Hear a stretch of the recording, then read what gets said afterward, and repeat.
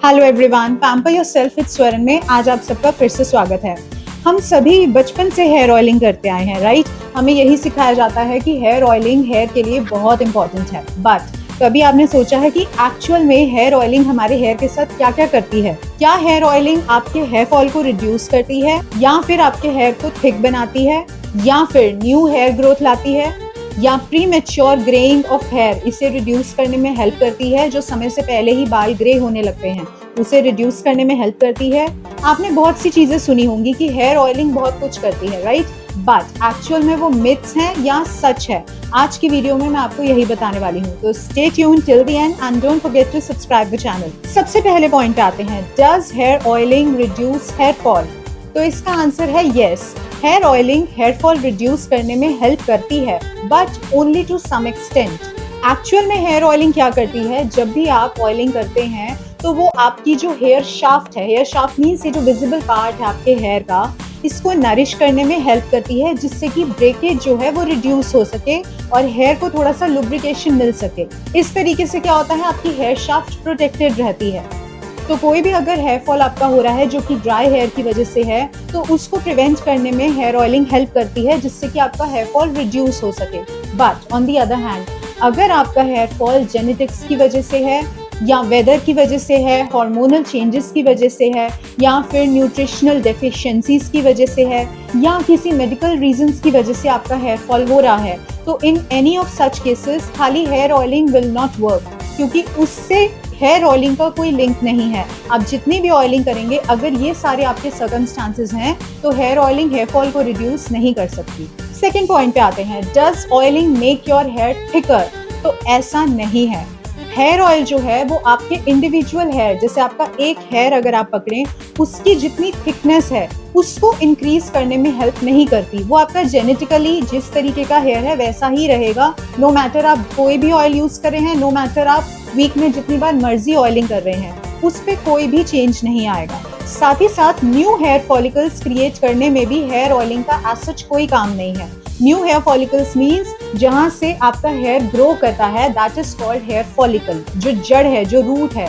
तो ऐसा नहीं है कि आप अगर बहुत ज्यादा ऑयलिंग करते हैं तो वो रूट्स नहीं उगने लग जाएंगी, ऐसा नहीं होता।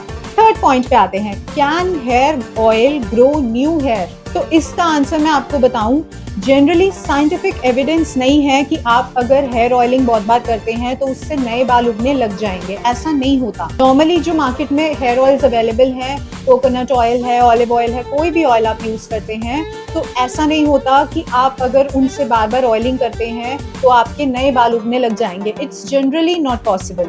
हेयर ग्रोथ बेसिकली बहुत सी चीजों पर डिपेंड करती है, जैसे कि जेनेटिक्स आपके कैसे हैं, आपका स्ट्रेस लेवल किस तरीके का है, या फिर आपकी न्यूट्रिशन किस तरीके की डाइट है आपकी। ऐसे बहुत से रीजंस हैं। कईयों को मेडिकल प्रॉब्लम्स भी होती हैं, उसकी वजह से भी हेयर फॉल होता है, या फिर न्यू हेयर ग्रोथ आना उस पर भी डिपेंड करता है। तो खाली हेयर ऑयल्स को यूज करने से आप सोचे कि न्यू हेयर ग्रोथ आ जाएगी, इट्स टोटली नॉट पॉसिबल। कुछ ऐसे मेडिकेटेड आते हैं मार्केट में हेयर ऑयल्स, जिनमें कुछ ऐसे लोगों में पाया गया है that you can grow new hair, but to some extent. ऐसा नहीं होता कि आपने हेयर ऑयलिंग की और फटाफट से न्यू हेयर उग के आ गए, it's not possible. Next point पे आते हैं, does hair oiling prevent premature greying of hair? इसका भी आंसर यही है। ऐसा कोई भी कन्विंसिंग, कोई भी ऐसा साइंटिफिक प्रूफ नहीं है कि आप अगर हेयर ऑयलिंग कर रहे हैं तो उससे प्री मैच्योर ग्रेइंग जो है वो प्रिवेंट की जा सकती है, क्योंकि प्री मैच्योर ग्रेइंग भी जो है वक्त से पहले सफेद बाल आना, ये भी आपके स्ट्रेस लेवल, आपके हार्मोनल चेंजेस, आपके डाइट कैसी है, ऐसे बहुत से रीजंस हैं जिन पर डिपेंड करता है। तो खाली हेयर ऑयलिंग करने से इन चीजों को आप प्रिवेंट नहीं कर सकते। Next point, does hair oiling make your hair stronger? तो इसका आंसर है यस। आप अगर हेयर ऑयलिंग करते हैं तो कुछ एक्सटेंट तक आपके जो हेयर हैं वो स्ट्रॉन्गर हो सकते हैं। किस तरीके से? आप जब हेयर ऑयलिंग करते हैं, स्कैल्प पे अच्छे से आपको नरिशमेंट मिलती है, आपकी जो हेयर शाफ्ट है उसको नरिशमेंट मिलती है, तो हेयर ब्रेकेज कम होता है।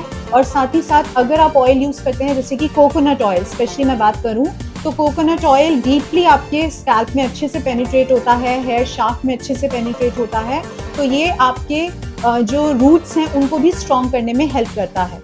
ये आपके प्रोटीन लॉस जो है हेयर शाफ्ट के ऊपर से उसको रिड्यूस करता है और साथ ही साथ आपके हेयर की स्ट्रेंथ बढ़ाता है। बट इसका मतलब ये नहीं है कि आप कोई भी ऑयल यूज कर रहे हैं तो आपके बाल एकदम से स्ट्रांग हो जाएंगे। वो सिर्फ एड्स में होता है। बहुत से फैक्टर्स साथ में मैटर करते हैं। वही जैसे मैंने बताया, जेनेटिक्स हो गए या और कई ऐसे रीजंस हैं जिनको साथ में अगर आप लेके चलें, उसके बेसिस पर डिपेंड करता है कि आपके हेयर स्ट्रांग है या नहीं है। सिर्फ ऑयलिंग उसको कवर नहीं कर सकती।